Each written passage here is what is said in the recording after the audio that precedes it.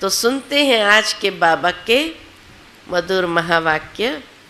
मीठे बच्चे, बाप आए हैं तुम बच्चों का श्रृंगार करने। सबसे अच्छा श्रृंगार है पवित्रता का। आज की मुरली से प्रश्न है, पूरे 84 जन्म लेने वालों की मुख्य निशानी क्या होगी? पूरे 84 जन्म लेने वाले की मुख्य निशानी क्या होगी? पहली बात, वह बाप के साथ साथ टीचर और सतगुरु तीनों को याद करेंगे। ऐसे नहीं बाप याद आए तो टीचर भूल जाए। जब तीनों को याद करे तब ही कृष्णपुरी में जा सके। जब तीनों याद हो तब ही कृष्णपुरी में जा सके, अर्थात आदि से पाठ बजा सके। कितनी सूक्ष्म बात यहाँ बताई बाबा ने कि हमारे 84 जन्म है या नहीं। 84 से नीचे 80 या 75 जन्म है, माना तीनों याद नहीं होते हैं। अगर तीनों को याद करने की एक अभ्यास हो जाए, माना 84 जन्म हमारे कन्फर्म है। तो देखो, तीनों की याद आती है या एक याद आता है तो दूसरा भूल जाता है। तो 84 जन्म मेरे कन्फर्म है, मैं पहले जन्म से ही आऊंगा या नहीं आऊंगा, कैसे पता चले? तो एक सूक्ष्म निशानी बाबा ने आज बताई। दूसरी बात बाबा कहे, उन्हें कभी भी माया के तूफान हरा नहीं सकते हैं। अगर बार बार हार खाते हैं, माना हम 84 जन्म वाली आत्मा नहीं है। 84 जन्म वाली आत्मा कभी भी माया के तूफानों से हार नहीं खा सकते। माया के तूफान उसको हरा नहीं सकते हैं। ओम शांति। बाप पहले बच्चों को कहते हैं कि ये भूल तो नहीं जाते हो कि हम बाप के आगे, टीचर के आगे और सतगुरु के आगे बैठे हैं। एक साथ तीनों के आगे बैठे हैं। बाबा नहीं समझते कि सब कोई इस याद में बैठे हैं। बाबा भी जानता है सब कोई तीनों की याद में बैठे, ऐसा नहीं है। फिर भी बाप का फर्ज है समझाना कि बच्चे जब यहाँ बैठो बाबा को याद करने, तो तीनों स्वरूप सामने आ जाए, बाप, टीचर और सतगुरु का। यह है अर्थ सहित याद करना। देखो कितना बाबा उस बात को अंडरलाइन कराते। इसको कहते हैं यथार्थ याद, अर्थ सहित याद, है ना। यथार्थ याद खाली एक बाबा को याद कर लिया उसको नहीं कहा जाता है। हमारा बाबा बेहद का बाप भी है, टीचर भी है और बरोबर हमारा सतगुरु भी है, जो बच्चों को साथ में ले जाएगा। तीनों की याद होगी तो साथ में ले जाएगा। बाप आए ही है बच्चों का श्रृंगार करने। पवित्रता से श्रृंगार करते आते हैं। धन भी अथाह देते हैं। भविष्य में अथाह धन की प्राप्ति है और यहाँ पर ज्ञान धन भी अथाह देते हैं। धन भी अथाह देते हैं। धन देते ही है नई दुनिया के लिए। जहाँ तुमको जाना है। यह बच्चों को याद करना है। बच्चे गफलत करते हैं जो भूल जाते हैं। बाबा कहे भूल जाना माना गफलत हो गई, गफलत हो गई। तो बच्चे गफलत करते हैं जो भूल जाते हैं। कौन सी बात भूल जाते हैं? बाप टीचर सतगुरु है और सतगुरु के साथ हमें वापस घर जाना है और नई दुनिया में फिर अथाह धन की प्राप्ति के लिए बाबा हम बच्चों को वहाँ देते हैं। वह जो पूरी खुशी होनी चाहिए वो कम हो जाती है। पवित्रता का श्रृंगार हो और खुशी न हो तो खुशी भी पवित्रता का हिस्सा है। समझा? जो पवित्र बच्चा, छोटा बच्चा पवित्र है, कितना खिलखिला के हंसता है, खुश होता है। किसी को भी देखे उसके मन में किसी के प्रति द्वेष नहीं है। तो जितनी पवित्रता अंदर आती जाएंगी माना खुश, वो खुशी में जैसे खग्गियाँ मारता है, जैसे बाबा कहते हैं खुशी में खग्गियाँ मारता है। वह जो पूरी खुशी होनी चाहिए वह कम हो जाती है। ऐसा बाप तो कभी मिलता ही नहीं है। तुम जानते हो हम बाबा के बच्चे ज़रूर हैं। वह हमको पढ़ाते हैं, इसलिए टीचर भी ज़रूर है। हमारी पढ़ाई है ही नई दुनिया अमरपुरी के लिए। अभी हम संगम युग पर बैठे हैं। ये याद तो बच्चों को जरूर होनी चाहिए। ये याद तो बच्चों को जरूर होनी चाहिए। पक्का पक्का याद करना है। देखो बाबा कितना अंडरलाइन, बाप टीचर सतगुरु को पक्का पक्का याद करना है। यह भी जानते हो इस समय कंस पूरी आसुरी दुनिया में है। समझो कोई को साक्षात्कार होता है, परंतु साक्षात्कार से कोई कृष्णपुरी या उनकी डिनास्टी में नहीं जा सकेंगे। जा तब सकेंगे, कृष्णपुरी में जा तब सकेंगे जब बाप टीचर गुरु तीनों की ही याद होगी। समझा? कितना बाबा अंडरलाइन करा रहे इस बात को। तो आज सारा दिन बाप टीचर सतगुरु तीनों की याद हमें पक्की पक्की होनी चाहिए।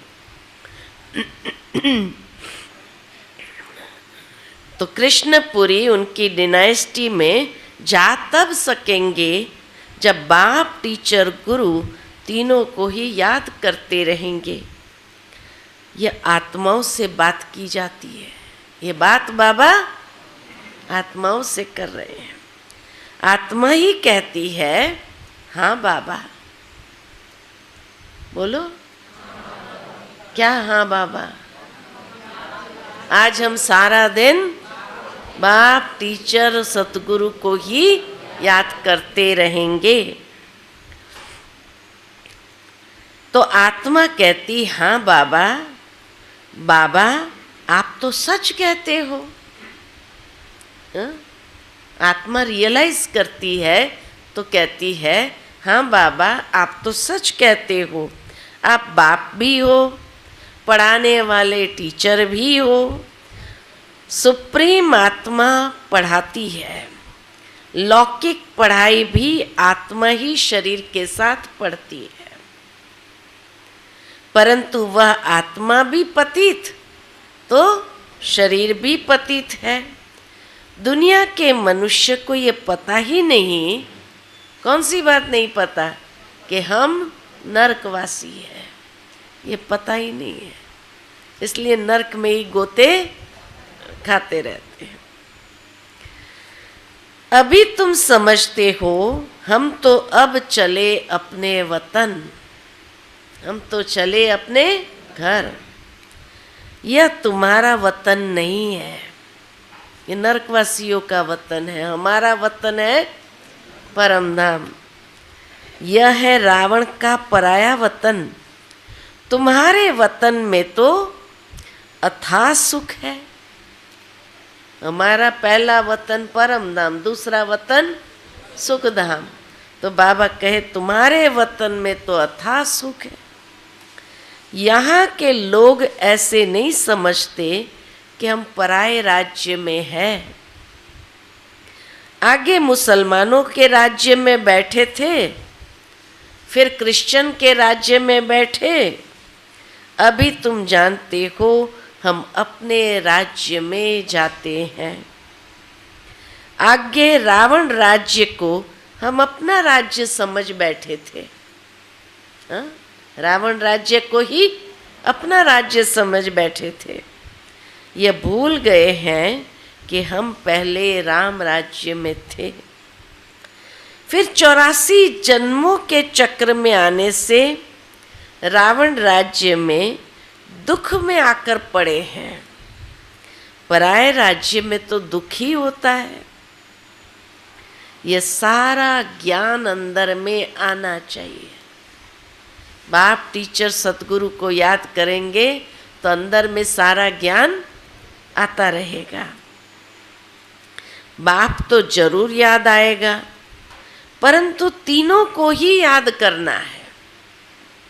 खाली बाबा को याद नहीं करना है, तीनों को ही याद करना है। यह नॉलेज भी मनुष्य ही ले सकते हैं, जानवर तो नहीं पढ़ेंगे। यह भी तुम बच्चे समझते हो, वहाँ कोई बैरिस्ट्री आदि की पढ़ाई होती नहीं है। कहना भाई झूठ के लिए, बैरिस्ट्री आदि है ही झूठ के लिए, तो वहाँ ये पढ़ाई आदि नहीं होती है। बाप यहाँ ही तुमको माला माल कर रहे हैं, तो सब तो राजाएं नहीं बनते हैं। व्यापार भी चलता होगा, परंतु वहाँ तुमको अथाह धन रहता है। अथाह धन रहता है। व्यापार भले चलेगा, लेकिन हरेक के पास अथाह धन है। घाटा आदि होने का कायदा नहीं है। सतयुगी दुनिया में कायदा ही नहीं है। लूट मार आदि वहाँ होती नहीं है।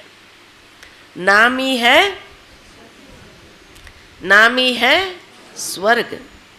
अभी तुम बच्चों को स्मृति आई है, हम स्वर्ग में थे, फिर पुनर्जन्म लेते लेते नीचे उतरते हैं।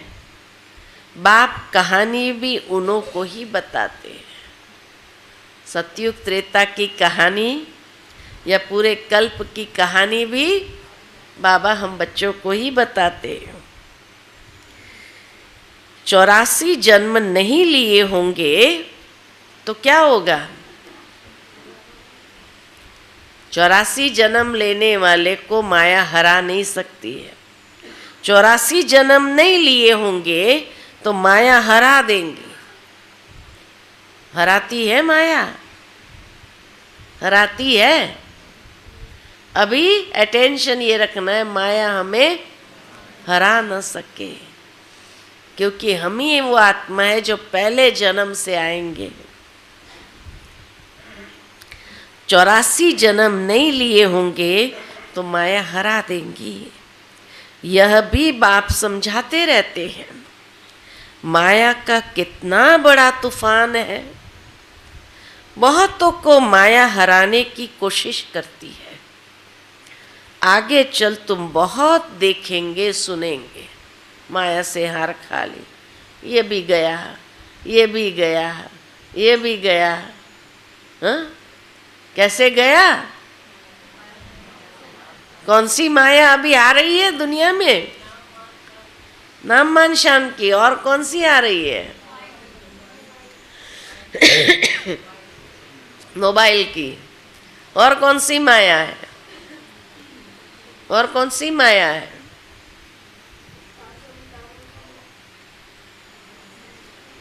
पांच विकार इतने तंग नहीं करते।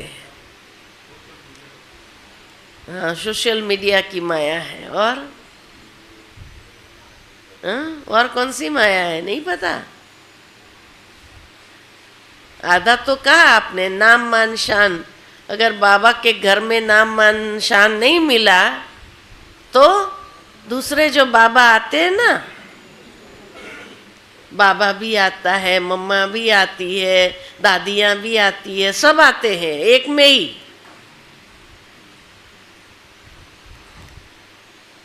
ये सबसे बड़ी माया है आज की दुनिया में।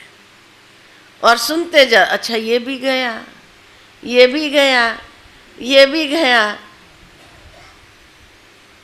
माया ने हरा दिया तो वो 84 जन्म लेने वाली आत्मा तो है नहीं। तो हमें तो पक्का निश्चय है ना, बाबा और कहीं आता है? गृहस्थियों के घर में आ जाएगा, होटलों में आ जाएगा, धर्मशाला में आ जाए, अपवित्र स्थान में भी आ जाता है। बोलो अब बताओ, बाबा आएगा? और फिर भी बच्चों को विश्वास हो जाता है और वो कहेंगे चलो आप देखो तो सही। देखने गए तो भी फंसेंगे, इसलिए जाना ही नहीं। भाई हमें जिस रास्ते पर जाना नहीं उसके तरफ हमें ध्यान क्यों देना है? सबसे बड़ी माया ये है आज। और क्यों जा रहे हैं? यहाँ नाम मान शान नहीं मिल रहा है। नाम मान शान का भूखा है इंसान। सूक्ष्म में कहीं न कहीं इच्छा है, नहीं मिल रहा है तो जरूर जाएगा, क्योंकि वहां तो नाम मान शान मिल रहा है। नया नया है तो मिलेगा, है ना। बाद में तो अधोगति होनी ही है ना। तो इसीलिए, क्योंकि जो आत्मा ने प्रवेश किया उस आत्मा को ये नाम मान शान की इतनी पड़ी है, वहां बाबा कैसे आ सकता है बताओ? भगवान को तो नाम मान शान चाहिए नहीं। परख है यही। बाबा हमेशा मुरलियों के अंदर आप देखेंगे माया को जरूर, माया की निंदा करेंगे, रावण की निंदा करेंगे, लेकिन किसी भी इंसान की बाबा ने निंदा नहीं की है, किया है। और वो निंदा कर रहे किसकी? ब्रह्मा कुमारियों की। वहाँ ऐसा चलता है, वहाँ ऐसा चलता है, वहाँ ऐसा चलता। निंदा करा करा करा करके लोगों को, जैसे लोग फिर सोचते हैं हाँ हमारे साथ भी ऐसा तो हुआ था, तो ये सही है। निंदा करके कभी कोई फाउंडेशन निंदा का जहाँ हो वहाँ कोई टिक सकता है? कितना समय चलेगा? वो मकान कितना बनेगा? निंदा उसके आधार पर बन ही नहीं सकता है। बहुत जल्दी ढहने वाले हैं, इसलिए देखने जाएंगे। कोई कहे देखने तो चलो, हैं? आप देखने गए थे? फिर लंदन तक पीछा किया आपका, लेकिन फिर भी आप गए नहीं। वो पटा नहीं सके आपको। क्यों नहीं पटा सके? क्योंकि 84 जन्म वाली आत्मा है ना। कैसे हरा सकते थे? जो 84 जन्म वाली आत्मा ही नहीं है वो तो हार जाएंगे, माया से हार खा लेंगे। तो सबसे बड़ा आज माया का स्वरूप है। बाबा आता है, मम्मा आती है, हमारे पास तो जानकी दादी भी आती है, ये दादी भी आती है, सब दादियाँ आती है। अब एक ही आत्मा में सब कोई आ जाए तो उसको क्या कहेंगे? बाबा स्वयं कहते कि एक आत्मा को भी शरीर में समाना ताकत चाहिए, और 5-5, 6-6 आत्माओं को समाए तो कितनी ताकत होनी चाहिए? तो वो पावरफुल आत्माएं होगी जिसको समाया, या कच्ची पक्की आत्माएं होंगी? क्या कहेंगे? हाँ, तो इसीलिए बाबा कहे यह भी बाप समझाते हैं माया का कितना बड़ा तूफान है। इस समय तूफान है, बहुतों को माया हराने की कोशिश करती है। आगे चल तुम बहुत देखेंगे सुनेंगे, समझा।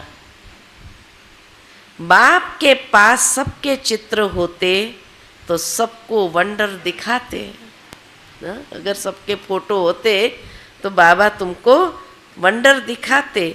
ये फलाना इतना दिन आया, बाप का बना, फिर माया खा गई, मर गया, माया के साथ जा मिला। देखो कितना स्पष्ट साकार मुरली में कहा है, माया के साथ जा मिला, है ना। यहाँ इस समय कोई शरीर छोड़ते हैं तो इसी दुनिया में आकर जन्म लेते हैं।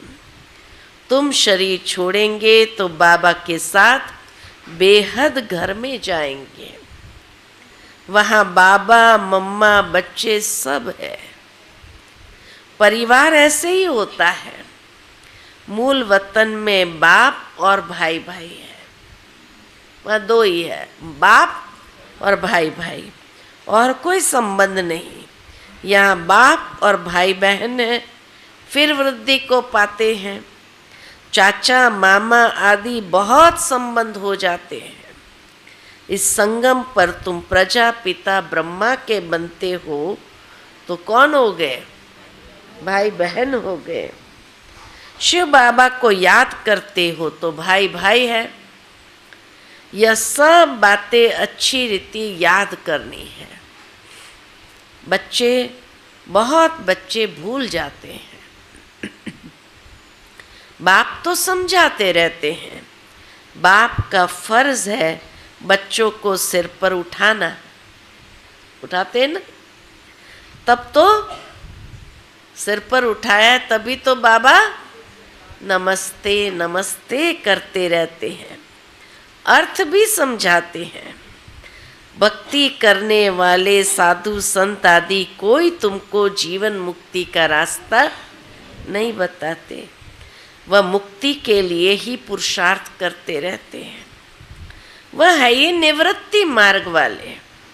वह राजयोग कैसे सिखलाएंगे? राजयोग है ही प्रवृत्ति मार्ग का। प्रजापिता ब्रह्मा को 4 भुजाएं देते हैं तो प्रवृत्ति मार्ग हुआ ना। यहाँ बाप ने इनको एडॉप्ट किया तो नाम रखा ब्रह्मा सरस्वती। ड्रामा में नूंद देखो कैसी है। वानप्रस्थ अवस्था में ही मनुष्य गुरु करते हैं।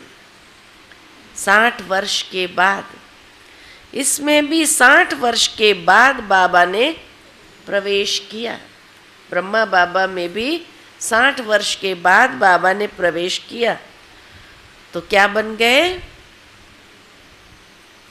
शिव बाबा ने प्रवेश किया तो क्या बन गए? बाप टीचर सतगुरु बन गए, है ना। शिव बाबा भी अंदर है तो बाप टीचर गुरु बन गए। अभी तो कायदे भी बिगड़ गए हैं, छोटे बच्चों को भी गुरु करा देते हैं। यह तो है ही निराकार। तुम्हारी आत्मा का यह बाप भी बनते, टीचर सतगुरु भी बनते हैं।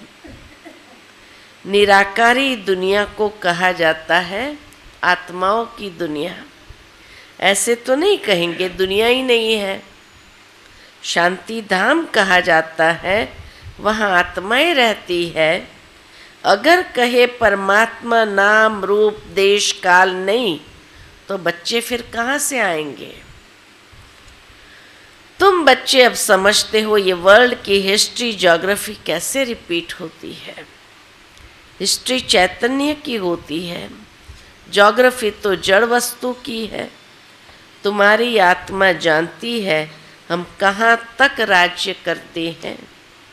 हिस्ट्री गाई जाती है जिसको कहानी कहा जाता है। ज्योग्राफी देश की होती है, हिस्ट्री कहानी होती है। ज्योग्राफी देश की होती है। चैतन्य में राज्य किया, जड़ तो राज्य नहीं करेंगे।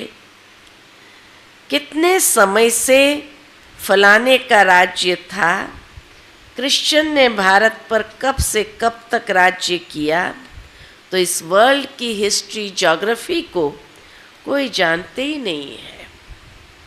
कहते सतयुग को तो लाखों वर्ष हुआ, उसमें कौन राज्य करके गए, कितना समय राज्य किया, ये कोई नहीं जानता। इसको कहा जाता है हिस्ट्री, इसको कहा जाता है हिस्ट्री।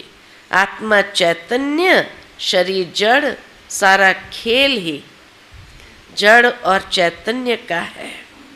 मनुष्य जीवन ही उत्तम गाया जाता है। आदमशुमारी भी मनुष्य की गिनी जाती है, जानवरों की तो कोई गिनती कर न सके। सारा खेल तुम्हारे ऊपर है, हिस्ट्री ज्योग्राफी भी तुम सुनते हो। बाप इसमें आकर तुमको सब बातें समझाते हैं। ब्रह्मा बाबा में आकर बाबा हम बच्चों को सब बातें समझाते हैं। इसको कहा जाता है बेहद की हिस्ट्री ज्योग्राफी। यह नॉलेज न होने कारण तुम कितने बेसमझ बन पड़े हो। मनुष्य होकर के हिस्ट्री ज्योग्राफी को न जानने तो वो मनुष्य ही का क्या काम के। हिस्ट्री ज्योग्राफी की नहीं जाना तो वो मनुष्य ही क्या काम का। अभी बाप द्वारा क्या हो रहा है, अभी बाप द्वारा तुम वर्ल्ड की हिस्ट्री ज्योग्राफी सुन रहे हो। ये पढ़ाई कितनी अच्छी है, कौन पढ़ाते हैं? बाप। बाप ही ऊंचते ऊंच पद दिलाने वाला है इन लक्ष्मी नारायण का, और जो उन्हों के साथ स्वर्ग में रहते हैं उन्हों का ऊंचते ऊंच पद है ना, वहाँ बैरिस्ट्री आदि तो करते नहीं। समझा? बैरिस्ट्री आदि है ही नहीं सचखंड। वहाँ तो सिर्फ सीखना है। हुनर न सीखे तो मकान आदि कैसे बने। एक दो को हुनर सिखाते हैं, नहीं तो इतने मकान आदि कौन बनाएंगे। आप ही तो नहीं बन जाएंगे। यह सब राज अभी तुम बच्चों की बुद्धि में है, लेकिन नंबरवार पुरुषार्थ अनुसार तुम जानते हो ये चक्र फिरता रहता है। इतना समय हम राज्य करते थे, फिर रावण के राज्य में आते हैं। दुनिया को इन बातों का पता ही नहीं कि हम रावण राज्य में है, ये दुनिया नहीं जानती है। कहते हैं हमको बाबा रावण के राज्य से लिबरेट करो। भारतवासी ने क्रिश्चियनों से अपने को लिबरेट किया, अब फिर कहते गॉड फादर हमको लिबरेट करो। स्मृति आती है ना, आती है, स्मृति आती है ना। कोई भी ये नहीं जानते कि ऐसा क्यों कहते हैं। कौन सी बात? गॉड फादर हमको लिबरेट करो, ये क्यों कहा जाता है ये नहीं जानते। अभी तुमने समझा है सारे सृष्टि पर ही रावण राज्य है। सब कहते हैं राम राज्य चाहिए, तो लिबरेट कौन करेगा? कौन करेगा? समझते हैं गॉड फादर लिबरेट कर गाइड बन ले जाएंगे। भारतवासियों को इतना क्या, इतना अक्ल ही नहीं है। यह तो बिल्कुल तमो प्रधान है। वह न इतने दुख उठाते न इतने सुखी पाते हैं। कौन? बाहर वाले, हाँ, क्रिश्चियन धर्म वाले। भारतवासी सबसे सुखी बनते हैं तो दुखी भी बने हैं। हिसाब है ना, अभी कितना दुख है। जो रिलीजियस माइंडेड है वह याद करते हैं ओ गॉड फादर लिबरेटर। तुम्हारी भी दिल में है बाबा आकर हमारे दुख हरो और सुख धाम ले चलो। वह कहते शांति धाम ले चलो। तुम कहेंगे शांति धाम सुख धाम ले चलो, सन्यासी कहेंगे हमें शांति धाम ले चलो। अब बाप आया हुआ है तो बहुत खुशी होनी चाहिए। क्रिश्चियन धर्म वाले भी सुखधाम में नहीं आते, वो भी कहते हमको शांति धाम में ले चलो। भक्ति मार्ग में क्या है? भक्ति मार्ग में क्या है? हाँ, क्या कहेंगे?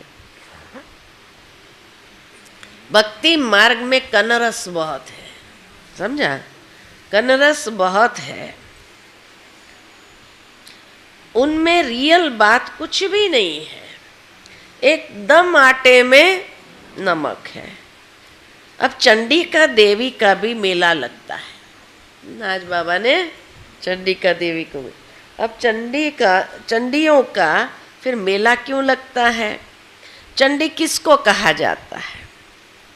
बाबा ने बताया है चांडाल का जन्म भी यहीं होता है, उसी का गायन है चंडी। चांडाल की चंडी, समझा?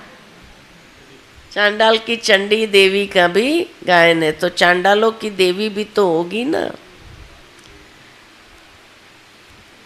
यहाँ रहकर अभी देखो कौन चंडी बनता है। यहाँ रहकर खा पी कर कुछ देकर फिर कहते हैं हमने जो दिया वो वापस दो। समझा? चंडी कौन है?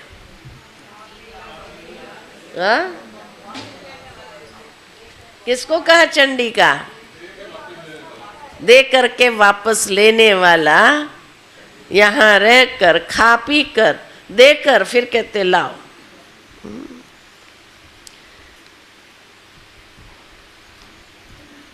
तो हमने जो दिया वो हमको दो, हम नहीं मानते।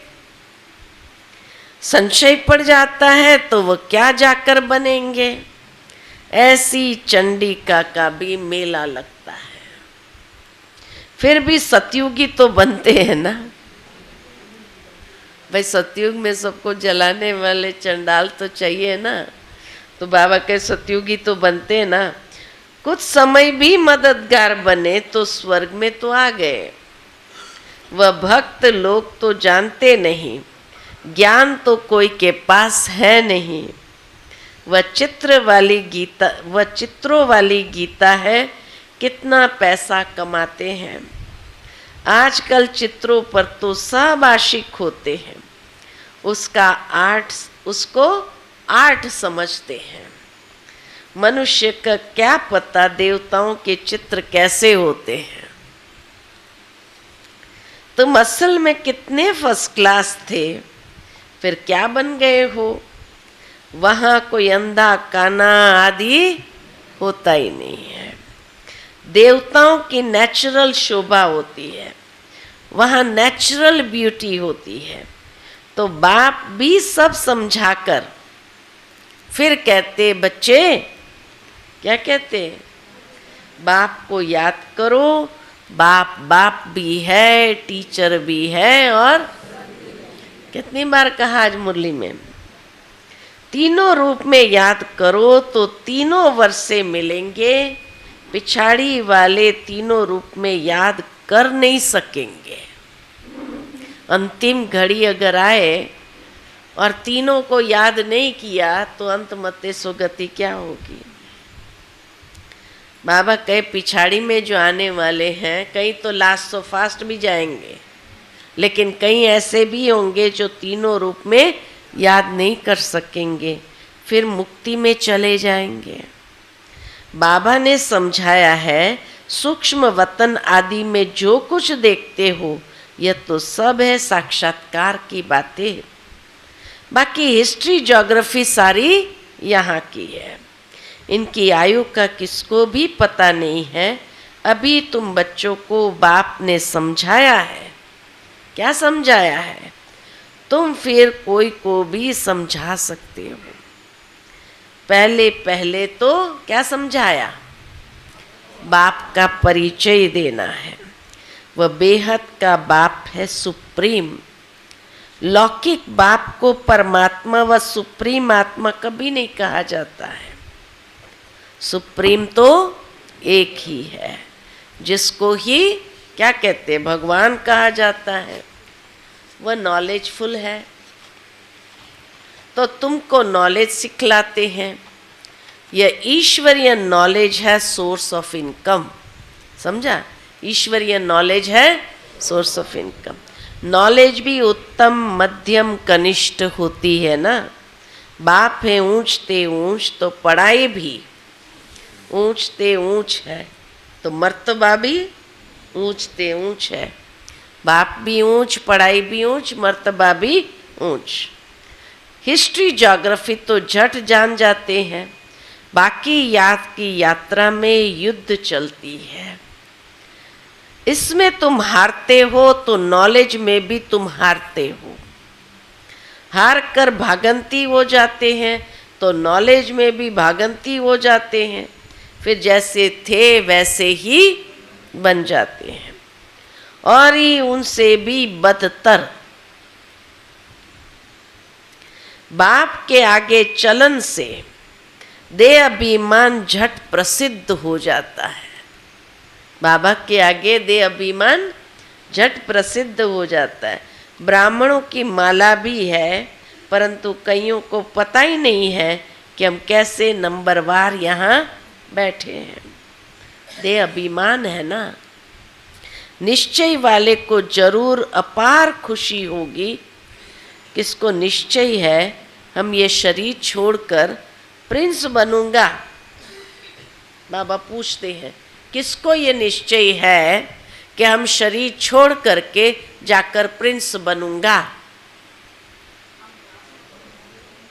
किसको निश्चय है? हाथ तो उठाओ भाई। बाबा के सामने भी सबने हाथ उठाया। बच्चों को इतनी खुशी रहती है, तुम सब में तो पूरे दैवी गुण होने चाहिए, जबकि निश्चय है पूरे दैवी गुण है। निश्चय बुद्धि माना विजयी माला में पिरोवंती। समझा? निश्चय बुद्धि माना विजयी माला में पिरोवंती, माना शहजादा बनंती। समझा? विजय माला में पिरोवंती और शहजादा बनंती। एक दिन जरूर आएगा जो फॉरेनर्स सबसे जास्ती आबू में आएंगे और सब तीर्थ यात्रा आदि छोड़ देंगे। वह चाहते हैं भारत का राजयोग सीखे। कौन है जिसने पैराडाइज स्थापन किया? पुरुषार्थ किया जाता है। कल्प पहले यह हुआ होगा तो जरूर म्यूजियम बन जाएगा। समझाना है, ऐसी प्रदर्शनी हमेशा के लिए लगाने चाहते हैं। 4-5 वर्षों के लिए लीज पर भी मकान लेकर लगा सकते हो। हम भारत की ही सेवा करते हैं, सुखधाम बनाने के लिए। इसमें बहुतों का कल्याण होगा। अच्छा, मीठे मीठे सिक्के लदे बच्चों प्रति माता पिता बाप दादा का याद प्यार और गुड मॉर्निंग। रूहानी बाप की रूहानी बच्चों को नमस्ते। हम सब जो की रूहानी दादा को माता पिता को शुक्रिया बाबा। आज की मुरली से धारणा के लिए मुख्य सार। पहली बात, अपार खुशी में रहने के लिए, अपार खुशी में रहने के लिए सदा स्मृति रहे कि स्वयं बाप हमारा श्रृंगार कर रहे हैं। वह हमें अथाह धन देते हैं। हम नई दुनिया अमरपुरी के लिए पढ़ रहे हैं। दूसरी पॉइंट, विजय माला में पिरोने के लिए निश्चय बुद्धि बन दैवी गुण धारण करने हैं। जो दिया उसे वापस लेने का संकल्प कभी ना आए। संशय बुद्धि बन अपना पद नहीं गंवाना है।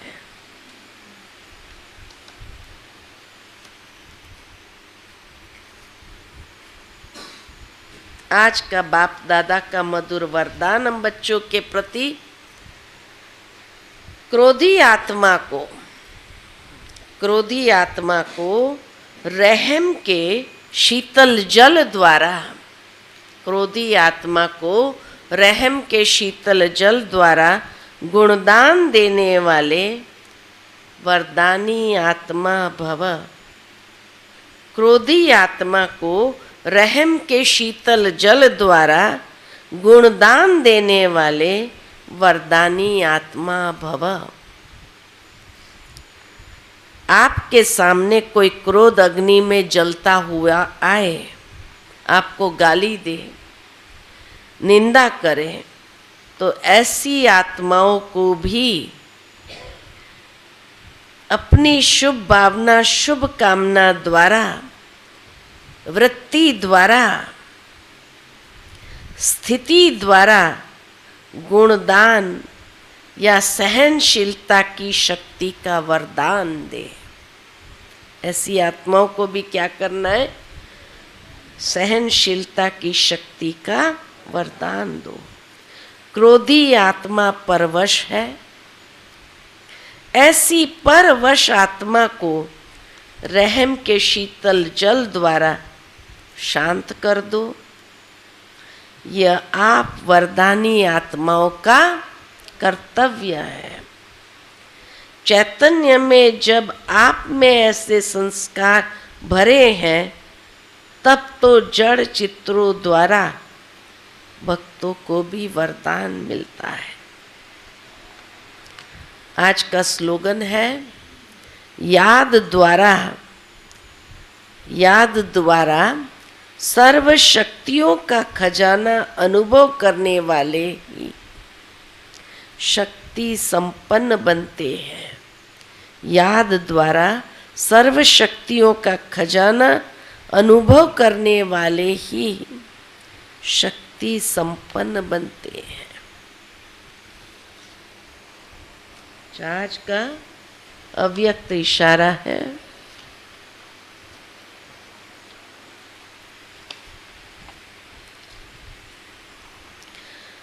मनसा में शुभ भावना, वाणी में बाप से संबंध जुड़ाने वाले शुभ कामना के श्रेष्ठ बोल और संबंध संपर्क में आने से स्नेह और शांति के स्वरूप से आकर्षित करो। इसके लिए स्मृति, वाणी और कर्म में श्रेष्ठता को धारण कर प्लेन बुद्धि बनो। कोई भी पुराने संस्कार का दाग न हो, तब प्लान और प्रैक्टिकल एक हो जाएंगे। फिर सफलता एरोप्लेन मुआफिक उड़ेगी। क्या उड़ेगी? सफलता एरोप्लेन मुआफिक उड़ेगी। ओम शांति।